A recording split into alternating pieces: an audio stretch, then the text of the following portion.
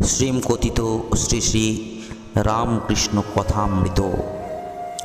ঠাকুর শ্রী রামকৃষ্ণ হুগলি জেলার অন্তঃপাতি কামারপুকুর গ্রামে এক সৎ ব্রাহ্মণের ঘরে ফাল্গুনের শুক্লা তৃতীয়াতে জন্মগ্রহণ করেন। কামারপুকুর গ্রাম জাহানাবাদ আরামবাগ হইতে 4 ক্রোশ পশ্চিমে আর বর্ধমান হইতে 12-13 ক্রোশ দক্ষিণে। ঠাকুর শ্রী রামকৃষ্ণের জন্মদিন সম্বন্ধে মতভেদ আছে।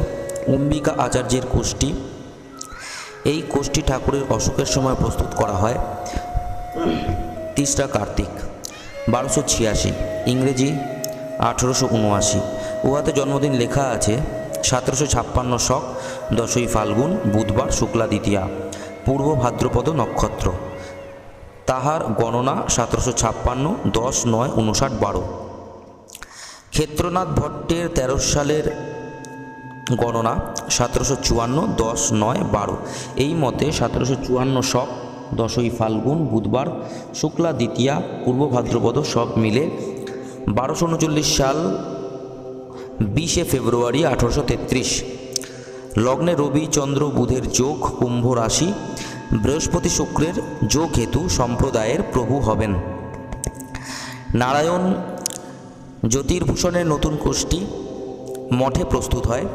এই গণনা অনুসারে 1242 সালে 6ই ফাল্গুন বুধবার, 1836 17ই ফেব্রুয়ারি ভোররাত্রি 4টা ফাল্গুন শুক্লা দ্বিতীয়া, ত্রিগ্রহের যোগ, নক্ষত্র সব মিলে কেবল অম্বিকা আচার্যের লিখিত 10ই ফাল্গুন হয় না, 1757 10-5-59 28 21।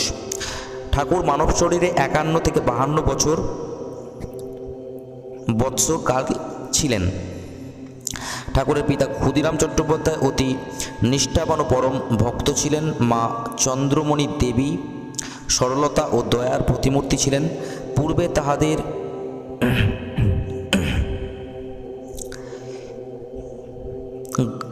দেরে নামক গ্রামে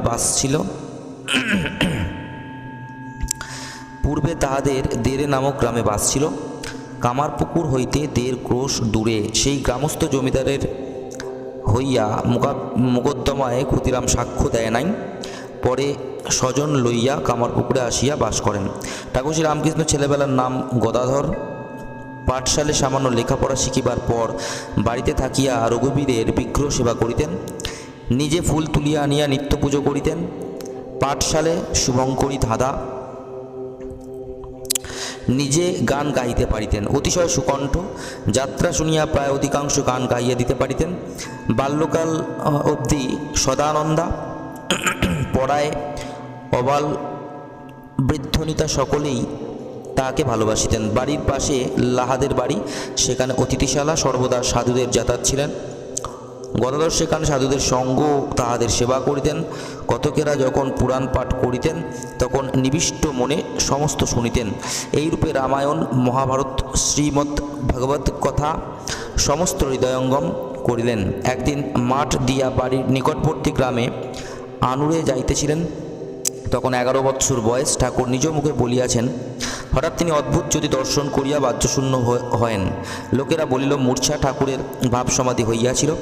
ক্ষুদিরামের মৃত্যুর পর ঠাকুর জ্যেষ্ঠ ভ্রাতা সকল সঙ্গে কলিকাতায় আসিলেন। তখন তার বয়স 17-18 হইবে। কলিকাতায় কিছুদিন নাথের বাগানে, কিছুদিন ঝামাপুকুরে গোবিন্দ চাটুর্যের বাড়িতে থাকিয়া পূজা করিয়া বেড়াইতেন। এই সূত্রে ঝামাপুকুরের মিত্রদের বাড়িতে কিছুদিন পূজা করিয়াছিলেন।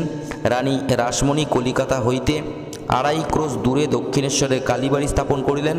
1262 সাল 18ই জ্যৈষ্ঠ বৃহস্পতিবার স্নানযাত্রার দিন ঠাকুর শ্রী রামকৃষ্ণের জ্যেষ্ঠ ভ্রাতা পণ্ডিত রামকুমার কালীবাড়িতে প্রথম পূজারী নিযুক্ত হইলেন। ঠাকুরও মাঝে মাঝে কলিকাতা হইতে আসিতেন ও কিছুদিন পরে নিজে পূজা কার্যে নিযুক্ত হইলেন। তখন তাহার বয়স 21-22 হইবে। মধ্যম ভ্রাতা রামেশ্বর মাঝে মাঝে কালীবাড়ির পূজা করিতেন।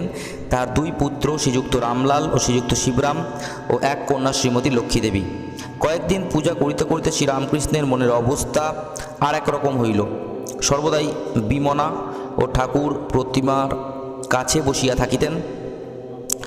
আত্মীয়রা এই সময় তাহার বিবাহ দিলেন। ভাবিলেন বিবাহ হইলে হয়তো অবস্থান্তর হইতে পারে। কামারপুকুর হইতে 2 ক্রোশ দূরে জয়রামবাটি গ্রামস্থ রামচন্দ্র মুখোপাধ্যায়ের কন্যা শ্রী শ্রী সারদামণি দেবীর সঙ্গে বিবাহ হইলেন 1859 খ্রিস্টাব্দে।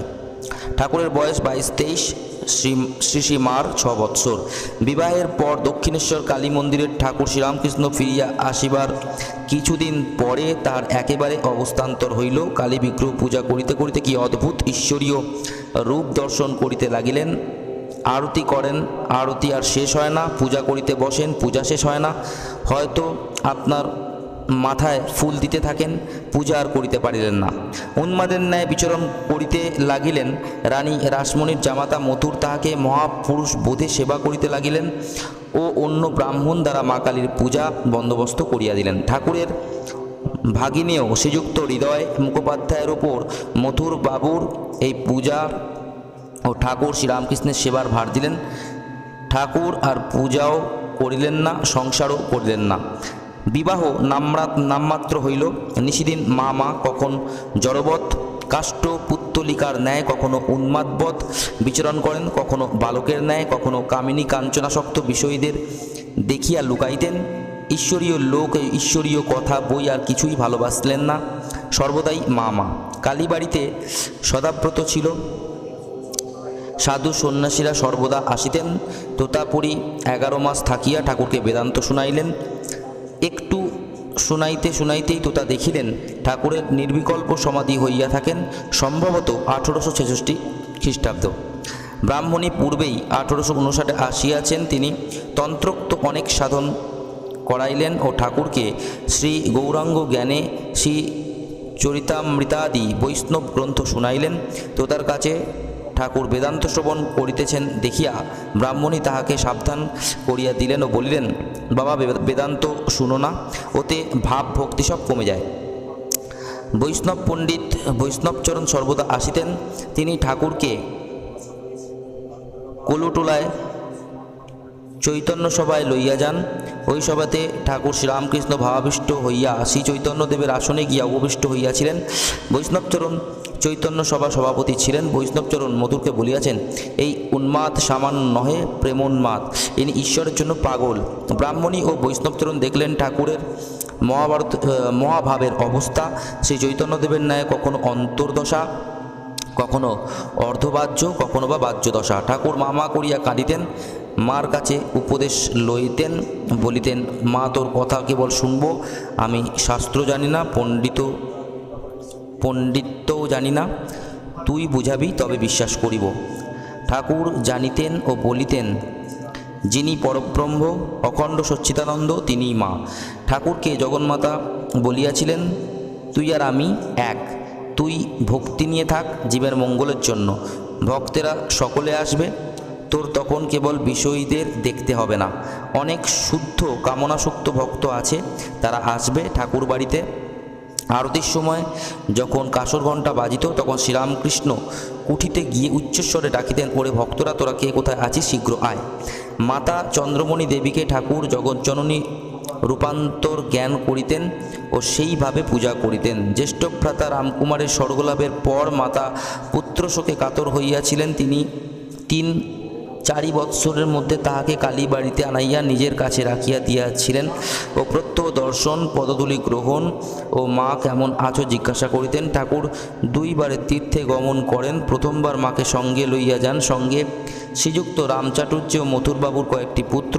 তখন সবে কাশীর রেল খুলিয়াছে। তাহার অবস্থান্তরে 5-6 বৎসরের মধ্যে তখন অহর্নিশ প্রায়ই সমাধিস্থ ভাবের গড়গড় মাতোয়ারা এবার বৈদ্যনাথ দর্শনান্ত কাশীধাম ও প্রয়াগ দর্শন করিয়াছিল 1863 খ্রিস্টাব্দে। দ্বিতীয়বার তীর্থগমন হইয়া ইহার 5 বৎসর পরে ইংরেজি জানুয়ারি 1868 খ্রিস্টাব্দে মধুরবাবু ও তাহার স্ত্রী জগদ্দম্বা দাসীর সঙ্গে ভগিনী ও হৃদয় এবার সঙ্গে ছিলেন। এ যাত্রায় কাশীধাম, প্রয়াগ, শ্রী বৃন্দাবন দর্শন করেন। কাশীতে মণিকর্ণিকার সমাধিস্থ হইয়া বিশ্বনাথের গম্ভীর চিন্ময় রূপ দর্শন করেন। মুমূর্ষ দিগের কর্ণে তারক ব্রহ্ম নাম দিতেছেন আর মৌন ব্রতধারী ত্রৈলঙ্গ স্বামীর সহিত আলাপ করেন। মথুরায় ধ্রুব ঘাটে বসুদেবের কোলে শ্রীকৃষ্ণ, শ্রী বৃন্দাবনে সন্ধ্যা সময়ে ফিরতি গোষ্ঠে শ্রীকৃষ্ণ ধেনু লইয়া যমুনা পার হইয়া আসিতেছেন ইত্যাদি লীলা ভাব চক্ষে দর্শন করিয়াছিলেন। নিধুবনে রাধা প্রেমে বিভোরা গঙ্গা মাতার সহিত আলাপ করিয়া বড়ই আনন্দিত হইয়াছিলেন। শ্রীযুক্ত কেশব সেন যখন বেলঘরের বাগানে ভক্ত সঙ্গে ঈশ্বর ধ্যান চিন্তা করেন, তখন ঠাকুর শ্রীরামকৃষ্ণ ভগিনী ও হৃদয়ের সঙ্গে তাহাকে দেখিতে যান 1874 খ্রিস্টাব্দে। বিশ্বনাথ উপাধ্যায়ের নেপালের ক্যাপ্টেন এই সময় আসিতে থাকেন। স্মৃতির গোপাল ও মহেন্দ্র কবিরাজ, কৃষ্ণনগরের কিশোরী ও মহিমাচরণ এই সময় ঠাকুরকে দর্শন করিয়াছিলেন। ঠাকুরের অন্তরঙ্গ ভক্তেরা ইংরেজির 1879-1880 খ্রিস্টাব্দ হইতে ঠাকুরের কাছে আসিতে থাকেন। তাহার যখন ঠাকুরকে দেখেন তখন উন্মাদ অবস্থা প্রায় চলিয়া গিয়াছে, তখন শান্ত সদানন্দ বালকের অবস্থা, কিন্তু প্রায় সর্বদা সমাধিস্থ, কখনো জড় সমাধি, কখনো ভাব সমাধি। সমাধিভঙ্গের পর ভাব রাজ্যে বিচরণ করিতেছেন যেন 5 বৎসরের ছেলে, সর্বদাই মা। রাম ও মনমোহন 1879 খ্রিস্টাব্দে শেষভাগে আসিয়া মিলিত হইলেন। কেদার সুরেন্দ্র তারপরে আসিলেন। চুনি, লাটু, নিত্যগোপাল, তারকও পরে আসিলেন 1881 শেষ ভাগে ও 1882 প্রারম্ভ। এই সময়ের মধ্যে নরেন্দ্র, রাখাল, ভবনাথ, বাবুরাম, নিরঞ্জন মাস্টার, যোগিন আসিয়া পড়িলেন। 1883-84 খ্রিস্টাব্দের মধ্যে কিশোরী, অধর, নিতাই, ছোট গোপাল, বেলঘরের তারক, শরৎ, শশী। 1884 মধ্যে সান্যাল, গঙ্গাধর, কালী, গিরিশ, দেবেন্দ্র, সারদা, কালীপদ, উপেন্দ্র, দ্বিজ ও হরি। 1885 মধ্যে সুবোধ, ছোট নরেন্দ্র, পল্টু, পূর্ণ, নারায়ণ, তেজচন্দ্র, হরিপদ আসিলেন। এই রূপে হরমোহন, যজ্ঞেশ্বর, হাজরা, ক্ষীরোদ, কৃষ্ণনগরের যোগিন, মনীন্দ্র, ভূপতি, অক্ষয়, নবগোপাল, বেলঘরের গোবিন্দ, আশু, গিরীন্দ্র, অতুল, দুর্গাচরণ, সুরেশ, প্রাণকৃষ্ণ, নবাই, চৈতন্য, হরিপ্রসন্ন, মহেন্দ্র, প্রিয়, সাধু প্রিয়নাথ, বিনোদ, তুলসী, হরিশ, মুস্তাফি, বাসক, কতক ঠাকুর, বালির শশী, নিত্য গোপাল, কন্যগরের বিপিন, বিহারী, ধীরেন, রাখাল ক্রমে আসিয়া পড়িলেন।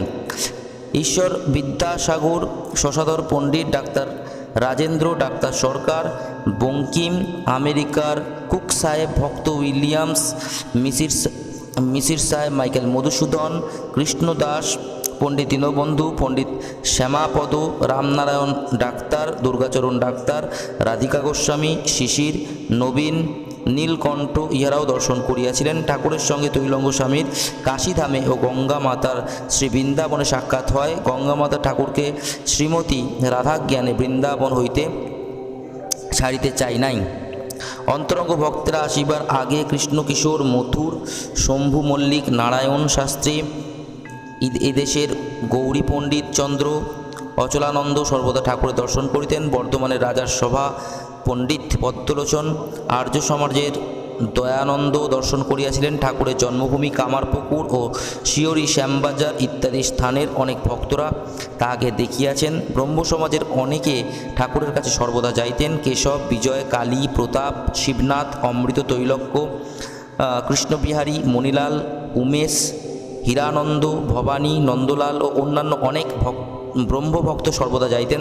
ঠাকুরও ব্রাহ্মদের দেখিতে আসিতেন। মথুরের জীবদ্দশায় ঠাকুর তাহার সহিত দেবেন্দ্রনাথ ঠাকুরকে তাহার বাটিতে ও উপাসনাকালে আদি ব্রহ্ম সমাজ দেখিতে গিয়াছিলেন। পরে কেশবের ব্রহ্ম মন্দির ও সাধারণ সমাজ উপাসনাকালে দেখিতে গিয়াছিলেন। কেশবের বাড়িতে সর্বদা যাইতেন ও ব্রহ্মভক্ত সঙ্গে কত আনন্দ করিতেন। কেশবও সর্বদা কখনো ভক্ত সঙ্গে কখনো একাকী আসিতেন। কালনাতে ভগবান দাস বাবাজির সঙ্গে দেখা হইয়াছিল। ঠাকুরের সমাধি অবস্থা দেখিয়া বলিয়াছিলেন, আপনি মহাপুরুষ, চৈতন্যদেবের আসনে বসিবার আপনি উপযুক্ত। ঠাকুর সর্বধর্ম সমন্বয়ার্থ বৈষ্ণব, শাক্ত, শৈব ইত্যাদি ভাব সাধন করিয়া অপরদিকে আল্লাহ মন্ত্র জপ ও যীশুখ্রিস্টের চিন্তা করিয়াছিলেন। যে ঘরে ঠাকুর থাকিতেন সেখানে ঠাকুরের ছবি, বুদ্ধদেবের মূর্তি ছিল। যিশু জলমগ্ন পিতরকে উদ্ধার করিতেছেন এই ছবিও ছিল। এখনও সেই ঘরে গেলে দেখিতে পাওয়া যায়। আজ ওই ঘরে ইংরেজ ও আমেরিকান ভক্তেরা আসিয়া ঠাকুরের ধ্যান চিন্তা করেন দেখা যায়। একদিন মাকে ব্যাকুল হইয়া বললেন, মা, তোর খ্রিস্টান ভক্তেরা তোকে কীরূপে ডাকে দেখব, আমায় নিয়ে চ। কিছুদিন পরে কলিকাতায় গিয়া গির্জার দ্বারদেশে দাঁড়াইয়া উপাসনা দেখিয়াছিলেন। ঠাকুর ফিরিয়া আসিয়া ভক্তদের বলেন, আমি খাজানজির ভয়ে ভিতরে গিয়া বসি নাই, ভাবলাম কি জানি যদি কালীঘরে যেতে না দেয়। ঠাকুরের অনেক স্ত্রীলোক ভক্ত আছেন। গোপালের মাকে ঠাকুর মা বলিয়াছেন ও গোপালের মা বলিয়াই ডাকিতেন। সকল স্ত্রীলোককেই তিনি সাক্ষাৎ ভগবতী দেখিতেন ও মা জ্ঞানে পূজা করিতেন। কেবল যত দিন না স্ত্রীলোককে সাক্ষাৎ মা বোধ হয়, যত দিন না ঈশ্বরে শুদ্ধা ভক্তি হয়, ততদিন স্ত্রীলোক সম্বন্ধে পুরুষদের সাবধান থাকিতে বলিতেন। এমনকি পরম ভক্তিমতী হইলেও তাহাদের সম্পর্কে যাইতে বারণ করিতেন। মাকে নিজে বলিয়াছিলেন, মা, আমার ভিতরে যদি কাম হয় তাহলে কিন্তু মা গলায় ছুরি দেব। ঠাকুরের ভক্তেরা অসংখ্য, তাহারা কেহ প্রকাশিত আছেন, কেহ বা গুপ্ত আছেন, সকলের নাম করা অসম্ভব। শ্রী শ্রী রামকৃষ্ণ কথামৃতে অনেকের নাম পাওয়া যাইবে। বাল্যকালে অনেকে রামকৃষ্ণ, পতু, তুলসী, শান্তি, শশী, বিপিন, হরিলাল, নগেন্দ্র মিত্র, উপেন্দ্র, সুরেন্দ্র, সুরেন ইত্যাদি ছোট ছোট অনেক মেয়েরা ঠাকুরকে দেখিয়াছিলেন। এক্ষণে তাহারাও ঠাকুরের সেবক।